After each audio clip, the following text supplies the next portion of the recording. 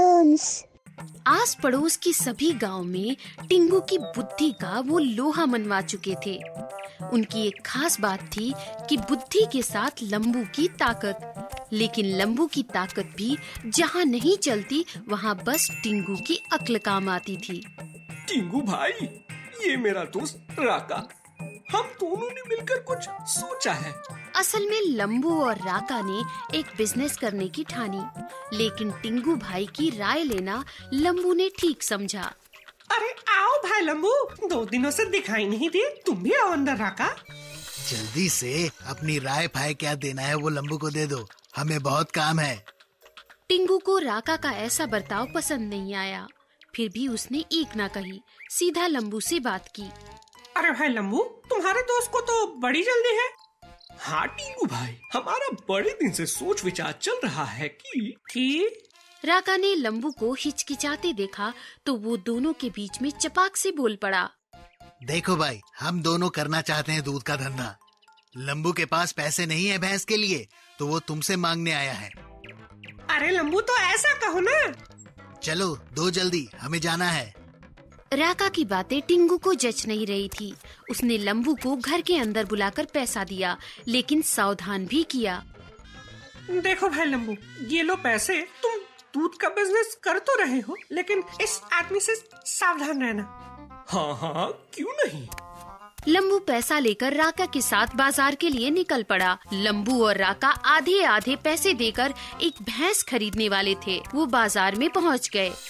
लंबू भाई, यहाँ पर सभी पालतू जानवर मिलते हैं, मुर्गी, बकरी, भैंस भी। अपने पास तो बस एक ही भैंस लेने का पैसा है। हम दूध बेचकर पैसे कमाएंगे और धीरे धीरे बाकी जानवर भी खरीदेंगे। लंबू राका की बातों में आ रहा था। वो दोनों भैंसों के मालिक के पास गए और एक भैंस खरीद ली। हमें दूध का धंधा करना है। ये भैंस कितना लीटर दूध देगी? 40 लीटर दूध देते हैं भैया जी।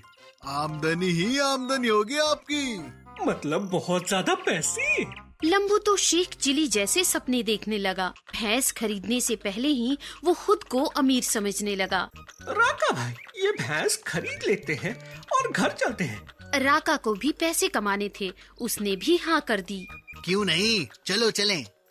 घर जाते वक्त राका के मन का लालच बाहर आया। उसने लंबू को अकल नहीं ये जान लिया था। ये लंबू बस शरीर से बड़ा है, अकल नाम की चीज नहीं है इसमें। इसे बेवकूफ बनाना बहुत आसान है। राका ने फिर अपना दिमाग दौड़ाया और लंबू को अपने जाल में फांसना चाहा। तो लंबू भैया, जैसे हमने पैसे आधे आधे बांट लिए थे, वैसे ही भैंस आधी आधी बांट लें। क्या पते की बात की है राका, तो तुम ही बताओ भैंसे को कैसे बांटे। ऐसा है कि जो मुंह के तरफ की बाजू है वो भैया आप रख लो और पूंछ की तरफ मैं रख लेता हूँ। लंबू तो आसानी से मान गया, यानी कि राका अपने प्लान में लगभग कामयाब हो गया था। बहुत सही बंटवारा हुआ है। अब मैं रोज भैंसे को पानी पिलाऊंगा, चारा खिलाऊंगा, लेकिन गोबर भाई राका को ही उठाना होगा। लंबू ने भी अपना हिसाब कर लिया था और फिर वही होने लगा। लंबू चारा डालता, पानी पिलाता और राका दूध बेचकर पैसे कमाता। अरे लंबू भैया, तुम्हें कोई दिक्कत तो नहीं है ना बंटवारे से? नहीं नहीं, सब तो सही है। एक दिन फिर लंबू की मुलाकात टिंगू से हुई। अरे कैसे हो भाई लंबू, तुम्हारा दूध का धंधा कैसा चल रहा है?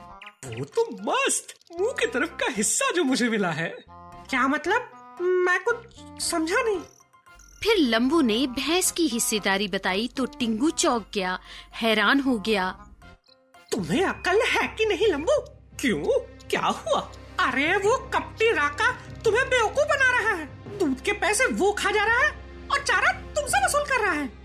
टिंगू ने फिर राका की साजिश लंबू को समझाई और लंबू को यकीन हो गया। थैंक यू भाई, तुमने मुझे मेरी गलती बताई। मैं आज ही उससे मेरे पैसे मांगता हूँ। लंबू गुस्से में गया और राका से पैसे मांगने लगा। ए राका, दूध के पैसे मुझे कब देगा? लंबू के अचानक पैसे की मांग पे राका हड़बड़ा गया। कैसे पैसे लंबू भाई? अच्छा, मुझसे चारा लो और दूध के पैसे अकेले खा जाओ। चलो, मुझे मेरे पैसे दो। देखो लंबू भाई, हमने जो तय किया था उसके अनुसार पूंछ की तरफ का भैंस मेरी हुई, यानी भैंस का दूध भी मेरा हुआ। राका का ये युक्तिवाद सुनकर लंबू बौखला गया। अब क्या करे उसे सूझा ही नहीं।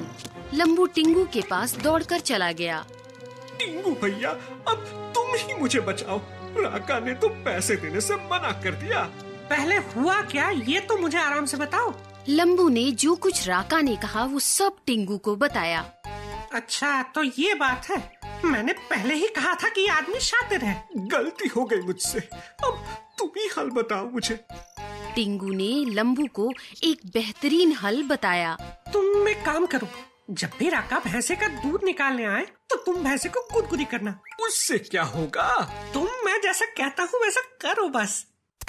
और फिर लंबू को भेज दिया। लंबू ने टिंगू ने जैसा कहा ठीक वैसा किया और तुरंत ही भैंसों ने रिएक्ट किया। जब भी राका दूध निकालने आता तब मुंह को किए गुदगुदी की वजह से भैंसें लात मार देती थी। अरे लंबू भैया, ये तुम क्या कर रहे हो? मुझे मेरा काम तो करने दो। मैंने कहा कुछ किया? मेरे हिस्से में भैंसे का मुंह है तो मैं उस तरफ ही हूँ, पूंछ की तरफ आया ही कहाँ। फिर आगे 2-3 दिन यही किस्सा शुरू रहा। ना राका दूध निकाल पाता और ना ही उसे बेच पाता। दूध न बेच पाने के कारण राका को नुकसान होने लगा और फिर उसे अपनी गलती का एहसास हुआ। मुझे माफ कर दो भाई लंबू, मुझसे बहुत बड़ी गलती हो गई। मुझे तुम्हें बिजनेस में धोखा नहीं देना चाहिए था। हम दोनों को इस तरह से भैंस का बंटवारा नहीं करना चाहिए था। आइंदा से ये गलती नहीं होगी लंबू भाई। ये रहे सारे पैसे। अब आया ऊंट पहाड़ के नीचे। आगे से हम चारे का खर्चा और दूध बेचकर आने वाले पैसे आधे आधे बांट लेंगे। हाँ लंबू भैया, जैसा आप ठीक समझे, हमें बिल्कुल मंजूर है, क्योंकि हमें आगे भी तो साथ में बहुत सारा बिजनेस करना है और बहुत सारे दूध बेच के बहुत सारे पैसे कमाने हैं। फिर उन पैसों से हम एक और भैंस लेकर आएंगे और ढेर सारे पैसे कमाएंगे। लंबू खुश होकर भागते हुए दौड़ते हुए टिंगू के पास पहुंच गया। टिंगू भाई, तुसी ग्रेट हो। ये रहे तुम्हारे दिए हुए पैसे और ये नफे की मिठाई। अरे वाह लंबू, आखिरकार राका ईमानदारी में आ ही गया। उसे तो आना ही था। टिंगू भैया की जय हो। आपके जैसा दिमाग किसी के पास नहीं। आगे से लंबू ने कोई बिजनेस करने से पहले टिंगू की सलाह लेने की कसम खाई और उसने ये फैसला किया कि जीवन में कोई भी परिस्थिति हो, वो अपने दोस्त यानी टिंगू की सलाह के बगैर कोई भी काम नहीं करेगा। Tiny Toons